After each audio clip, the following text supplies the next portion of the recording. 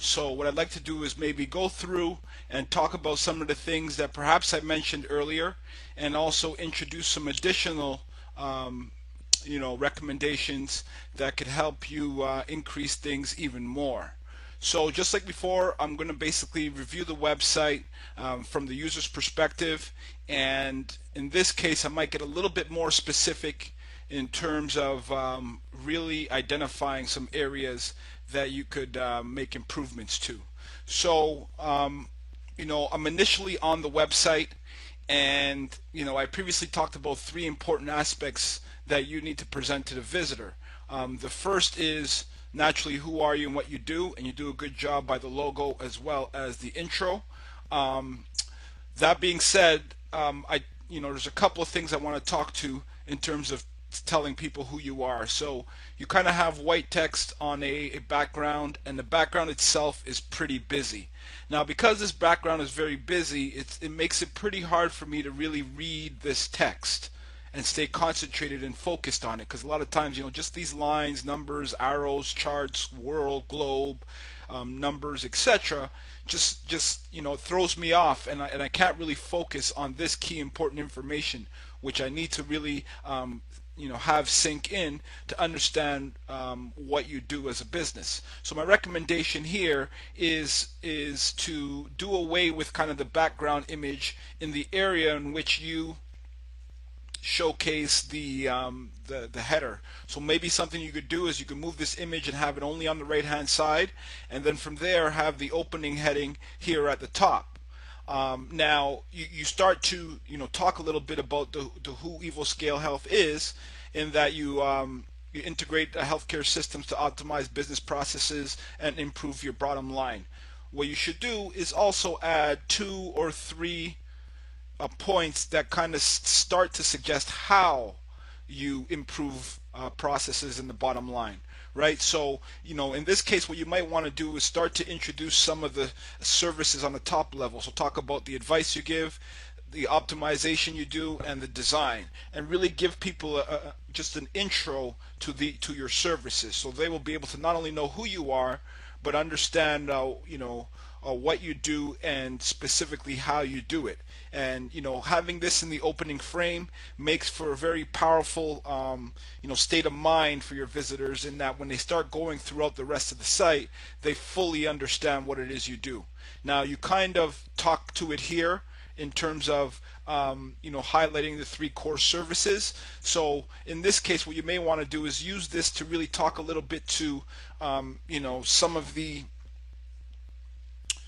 unique differentiators about your business. So maybe talk about the level of service you provide, or your pricing, or the years of experience you have. You really want to kind of reinforce even these services by talking a little bit to how your organization works, how many clients you've served, how long you've been in business, etc. Because this kind of leads into the other question of in the areas of trust and credibility, which I don't see present on the website. I suggested previously, I believe, that you kind of either use, talk about how many clients you've successfully served, or talk a little bit about how long you've been in business, or maybe what you do is highlight 2 or 3 associations that you're a part of. Anything to build that trust and credibility, because that is one of the most important factors in really showcasing or introducing your business. The first thing, or one of the main things they want to know, is, can I trust this website? And what are the indicators that allow me to trust this website based on the way they present their initial open home page, right? So really don't overlook the trust and credibility factor, and really make an effort to showcase it, and either showcase it here in the header explicitly, or start to talk to it and really suggest that you're trustworthy and credible just by the 3 benefits and features that you talk about your business, that's over and beyond the services, right? So that will in essence answer that second question in the areas of trust and credibility, by addressing it in one of the 2 following areas. The next thing I'd like to talk to is I guess one thing I really talked about, I believe, in the first video, and that is what separates you from the competition. And in essence, what you want to do is establish your unique selling proposition, your value proposition, or basically your key differentiator. So if I am your ideal client, why should I buy from you instead of all other options available to me? And really, that's the question you want to answer. And when you come up with that reason and that answer, you want to use that as the cornerstone of basically your presentation of your business. First thing you want to do is really establish why. If I am your ideal client, why should I use your services as opposed to every other competitor? And it could be because the best service, the best price, the most trusted, the most complete, the most, something that you really want to have as a differentiator statement that really sets the tone for what makes you different and better than the competition. And coming up with that statement, in essence, what you want to do throughout the remainder of the site is consistently reinforce that statement through all of your messaging, your visuals, and basically work to prove the statement throughout the way you present your company and your products and services. So that's something that I kind of touched on in the initial video, but seeing that you kind of optimized your current website, I figure I'd go a little bit deeper into that area because it is very, very important. And in fact, once you're able to effectively come up with that statement and then subsequently review all aspects of your site from that perspective, not only will you probably end up in having some copy changes or visual changes, but you'll also position your company to really optimize on every single visitor that comes to the site. So those three things again are still very, very important, and based on the way you have it laid out here, you could kind of use the current format, or ideally I do recommend that you put this information in the header, simply because it's reinforced throughout each page of the site. No matter what page you're on, the header stays consistent and everything else changes. And what you want to do is that branding that you establish in the header, you want it to be reinforced throughout the user experience. Building off of the trust and credibility factor, I want to talk a little bit about another important element that should be present on the site, and that is testimonials. So I typically recommend that on every page of the website you actively showcase a testimonial of an existing customer who's used your products, had a positive experience, and then provided you with a comment to share with your visitors. So when people see like-minded people who've used your company, used your services before, and they see what they have to say positive about your company, it really helps once again to set that mind frame in the visitors kind of experience. So maybe something in terms of a design, I would maybe separate these two sections and create kind of one section here that has a picture of the person, company logo, something like that, followed by a testimonial, and then the person's name signed off, maybe the year, the company, as well as any kind of additional information that suggests who they are in leaving this testimonial. And in fact, throughout the entire website, I would actually, right under the header image or the image, I would put a testimonial, then get into the content. Or in fact, you may choose to put the content here at the bottom, the testimonial here at the bottom. But you definitely want to reinforce the entire site with testimonials, and also include any other social proof factors that you can. So if you want to showcase some major companies that you've worked with, you could highlight it at the bottom, maybe by placing a few of their logos, just like companies we've worked with, some of our clients include, and then showcase the 2 or 3 brands that are trustworthy, that everyone knows and is branded, and it shows that you've worked with them in the past. So again, just kind of going a step further into the important factors to optimization, and that is really making use of the testimonials. And taking it a step further, what I'm going to suggest is you try to get testimonials related to the type of content. So example, when you talk about strategic advisory services, try to get a testimonial from someone who's used that service from you and had something positive to say. And again, between the two, you would probably want to add it to the bottom, right near where you have that call to action, and really reinforce and suggest that they should act right away by having a positive testimonial at the same time. Now The next thing I like to do is just talk about, I guess, another key element that could help you overall conversions, and that's basically your call to action. You have to recognize that at any given time throughout the user's experience, they might be interested in getting started. So I notice, on your services page, you really have the option for people to get started today here at the bottom. What I'm going to recommend is you also include it on every other page of the website. So you have it, it might be at the point where, okay, you have it on every page and just not the home page. But I would in fact put it on the home page and actually give people an opportunity here to really get in touch, get started with you. Because at the end of the day, this in and of itself, especially with the optimizations that I'm recommending, could be enough to get them started. To click to get started, right? So just something you want to definitely be conscious of. And in fact, I would maybe even put it here at the top as well, so you have it at both, above the fold as well as the bottom of the page. You can never have it too many times because this is your ideal goal. So that being said, don't be shy to showcase it throughout the site.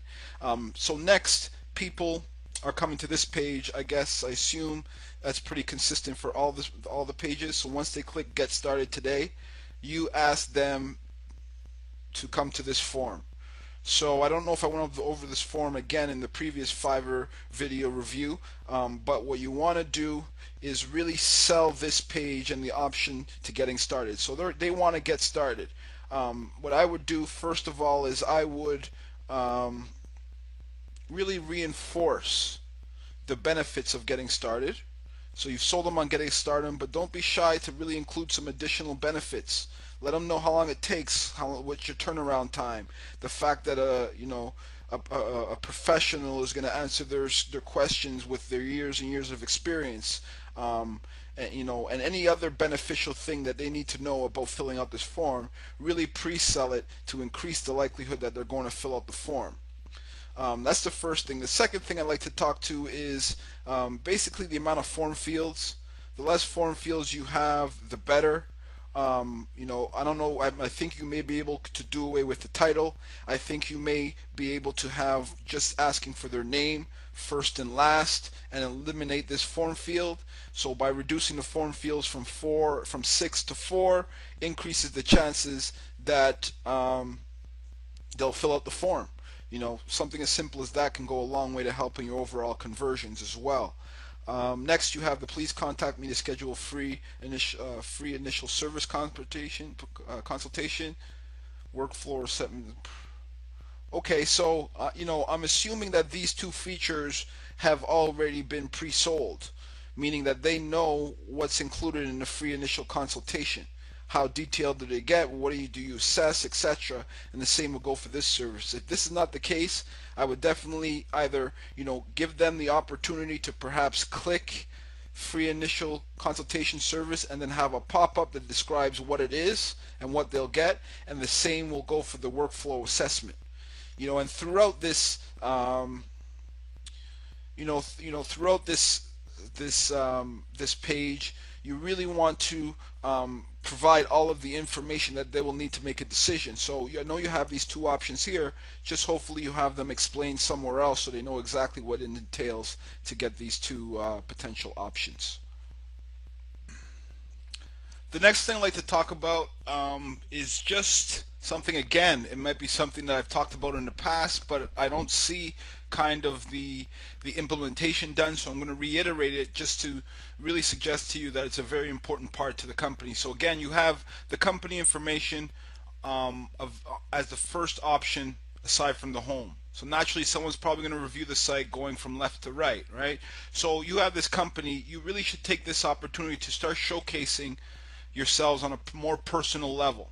So have a picture of the founders, the team, the offices, etc., and really showcase and talk a little bit to the history of the company, how it came about, the experience you have, the attention to detail you give, the level of support, all of the things that are really important to the visitor in in evaluating companies, and a lot of times you like to see what you stand for, what makes you unique, and gives them an ability to really connect with you on a personal level.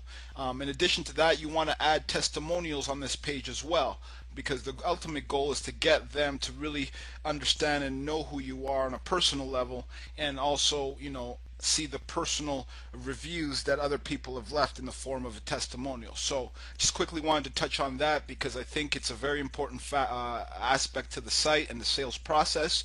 And right now, you kind of just have a generic intro based on a little bit of text talking about the company, but personalize the experience, do custom photos, etc. Um, the next thing I like to talk about is a common strategy, both designed to help you in the trust and credibility arena, as well as help you with your marketing efforts, and that is creating a campaign or a process that really takes advantage of inbound marketing. So inbound marketing basically is driving traffic to the website through free resources, and it's all designed to give yourself a footprint throughout the internet, all designed to drive people to the website to evaluate your products and services. So typically, the elements to an effective inbound marketing campaign could be the following. A blog is the first thing that could serve as kind of the hub to really showcase all that you know. And in your blog, what you'll want to do is a combination of kind of build upon a lot of these different services that you offer. So within, when talking about regulatory compliance, for example, you could probably come up with a handful of articles, maybe just talking about these individual aspects as part of your blog. So breaking down each and every microservice that you provide, and then doing a specific article on a piece of the service or content that you kind of support based on your services. So just looking at these two in terms of regulatory compliance, you could do an article on compliant assessments, workflow optimization, and it's all designed to give people a little bit more information about the particular subject, and at the same time put yourself in a positive light as being someone who's out there helping people in general learn more about workflow optimization or project management or policy and procedures, etc. And the same would apply for pretty much every service that you offer going down. So just looking quickly, I easily see 100, 200 articles that could be created over time and rolled out into your company blog. From a marketing perspective, that gives you another opportunity to be found in the search engines, and Google will really appreciate the fact that it's a dedicated article to a specific micro topic, and that topic, because you have a dedicated blog post, could in fact rank quite well in the search engine for that term. In addition to doing that, you could also build the value of these pages as well. Internal linking is another way to kind of build the authority of your web pages. So for example, if you were to do an article on compliance assessment, throughout somewhere in that article, you would probably talk of the fact that it's part of, is part of managing regulatory compliance. And all of a sudden, when you hyperlink within that article and point them to this page, you're giving this page more importance in the eyes of the search engine, because not only do you have it indexed in their website, but you on their search engine, but you also have it interlinked, pointing back to this page, giving it just a little bit more of a boost. Because ideally, all of these content pages could be ranked in the search engines, and part of it has to go with how well you're able to effectively build links pointing to the site, as well as kind of supporting each of these pages. So for this page alone, you could have 5 internal links by simply doing a blog post about each of these sub features that you talk about here. So that would apply throughout, and in building out your blog, you could then use those blog posts, and that can serve as some content to put on your Facebook page, some content to put on your Twitter feed. Perhaps you might also showcase it on LinkedIn.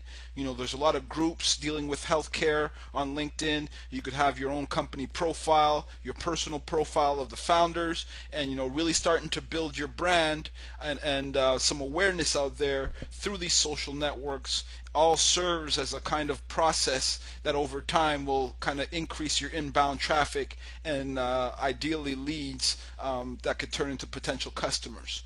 So that's definitely something you don't want to overlook, and you want to include it as part of your overall top level strategy. So in essence, what I would do is probably between insights and contact, I would have a blog, and that blog would be something that I consistently update. Perhaps you could do an article every week, every 2 weeks, every month, and the idea is to start it and never stop, because Google will also give you an additional boost as a result of having an updated website. As you may know, Google consistently comes back to your site to look for new information. So if all the pages are static and there's no changes, over time they start coming back to the site less and less. And ideally, the more you have them coming to your site, the more authority that they kind of put on your page and on your site in terms of being popular and an authority in its space. So by having a weekly piece of content, Google's going to start to be trained to, yeah, you know what, I need to come back to the site on a regular basis, because every week I come, there seems to be a new article added, some new links pointing to different pages, and you kind of have a natural, organic process going that over time will really help your overall efforts. So that's a source of traffic that could be used to kind of increase your sales and conversions. Another thing you could do to increase your sales and conversions, again, I'm not sure if I talked about it in the previous Fiverr video, but that is creating a lead magnet. And a lead magnet is basically providing some kind of giveaway to visitors in exchange for their information, to be able to market to them in the future.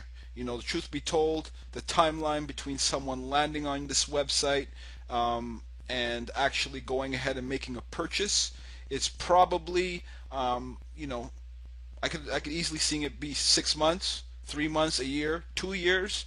This type of industry may be a long sales cycle. So if that's the case, try as many different ways to get people into your funnel, so to speak, and then try to market to them, through both email and phone call follow-ups, etc., CRM, customer relationship management strategies, basically to try and stay top of mind, reinforce your brand, and kind of be the go-to option while they do their whole research on possible solutions. So again, it could be something where, I did notice that you have a series of white papers. Now, it could be an option where these white papers, you actually put them behind a username and password. So maybe you require their contact information in order to see these things. And in fact, what you can do is perhaps even create a page dedicated to each of these white papers as kind of a sales page or landing page, where you really reinforce all the good things that you provide in this business analytics white paper or clinical trials billing, etc. And you would treat it just like any other type of sales page, where you kind of have an introductory headline. Business analytics is the cornerstone to an optimized business, and our white paper gives you the solutions. Then you maybe reinforce it with 3 or 4 benefits of the business analytics white paper, followed by an e-cover PDF kind of cover page, so to speak, of the white paper. Enter your email address, submit, and really get leads this way. People might actually value this white paper, and it might be something that you may notice in your statistics currently gets downloaded quite a bit. Have a look. If you do see that people are coming to this page and clicking on these white papers, it tells you that A, it's pretty popular, and B, you could probably get away with requiring their information. So right now I don't really know what's included in this white paper. I'm gonna have to look at it. I'm seeing it's 3 pages. That's great. So what's all this information? People, it'd be good to pre-sell this information, showcase the value, and then ask people to enter their email in order to receive it. And it just serves as another way to generate a lead. That's something that you can do. Another thing you can maybe do is introduce some kind of a case study, and maybe highlight show, tell people that, you know, maybe you have a business analytics case study that you've worked with in the past where you could share kind of the process and the results as a result of you helping them. Show some numbers, some statistics, percentage increases, percentage decreases in budget. All of those things are kind of key selling points that I think you could work on really showcasing on the website and encouraging people to communicate with you in order to get some detailed numbers. So you want to basically come up with every possible way that you could perhaps organize or send additional people to quote unquote your lead funnel. Something else I just thought of that's quite popular is creating maybe a webinar of sorts. So you may have an existing set of prospects that you're trying to convert into customers, or you may be spending money on advertising to bring people to the site, etc. Maybe you have maybe do a pre-recorded workshop or webinar or case study and invite people on a weekly basis to sign up to see, to showcase or learn more about the webinar. Again, just require them to enter their information or contact info, and then you could actually have a pre-recorded webinar whereby they could then go on a certain date or a certain time or even right away and view that video of your case study or presentation of your business analytics or something like that, right? You want to create as many ways for people to want to get involved with you as possible. Going even further, another way is to basically create a guide. What information does a person go through in order to select a business analytics solution provider, right? So basically you want to go through their process and maybe provide them with a checklist PDF. Here's 10 steps to getting effective business analytics for your business. Free report. Enter your email. And then that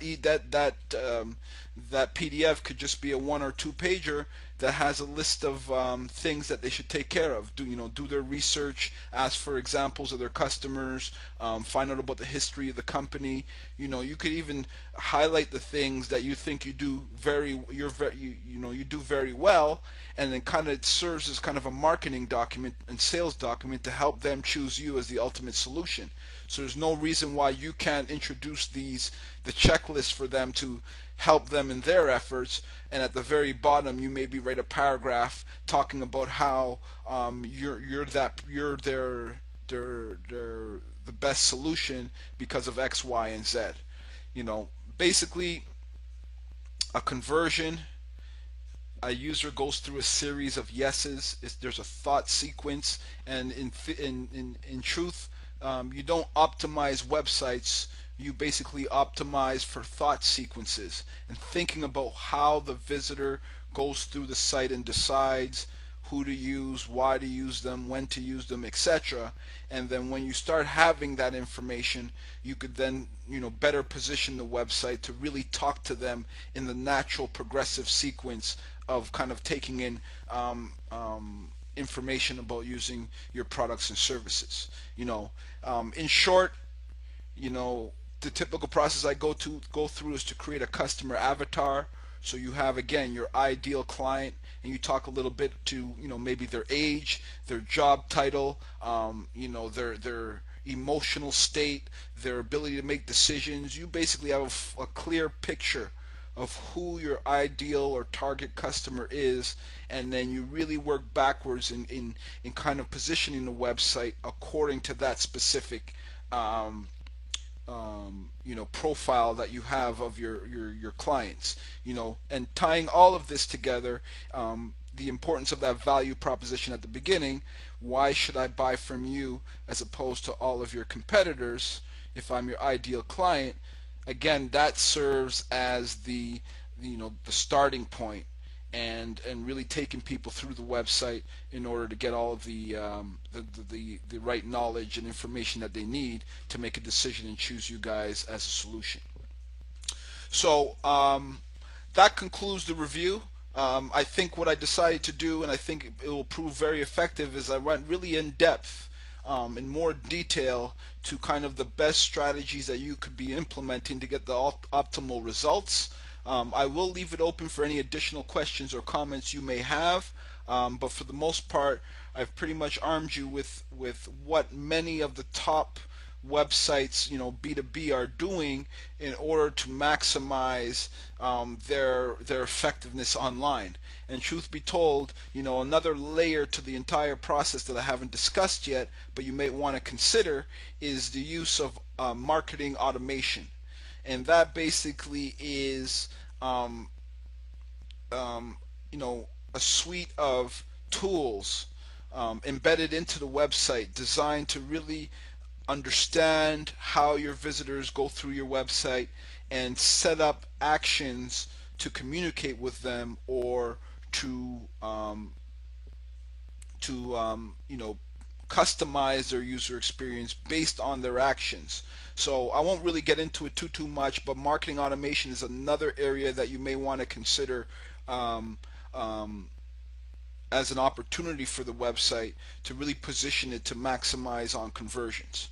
With all of the data that's readily available with a user visiting, there's no reason why you couldn't be capturing that information and giving you business intelligence that allows you to not only help convert customers, visitors into customers, but also help you optimize the website moving forward.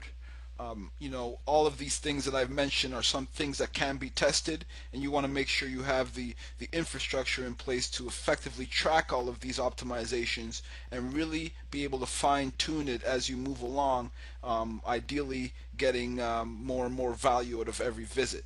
And by doing that, it obviously and naturally will open up the channels of opportunity for you guys that otherwise you may not be able to do right now, simply because of your ROI you're getting on your efforts, right?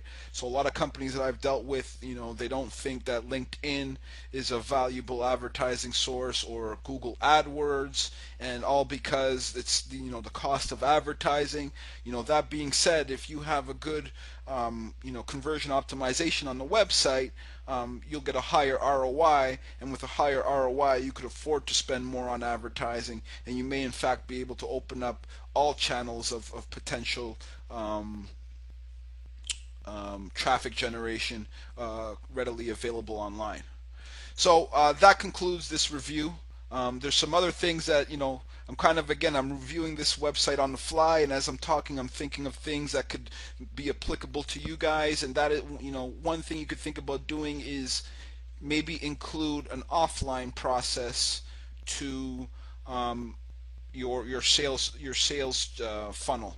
So basically, if you're able to get leads and people want to get started, don't be shy to create a little welcome package and send it by physical mail to the individual that requested more information. A lot of times companies, because they're online and everything can be done digitally, resort to just sending information digital format. So for example, sending the PDFs, links to the PDF, or attaching them to the email. Obviously it's cost efficient, but every company is probably doing that. So, one of the key strategies people are using nowadays is to actually go back to the old way of doing things, and upon getting a lead, sending out a welcome kit that, yeah, it probably costs you a few bucks to put together and send out, but the beauty of it is it's different than every other company that they're probably evaluating as a possible solution provider. So, you're basically, at the end of the day, you're competing for business, and you want to do as many different things that are unique and different than everyone else is doing, just to give you and put you in a position to be in top of mind, and a better outlook and view of your company and your services. So once again, this concludes the review.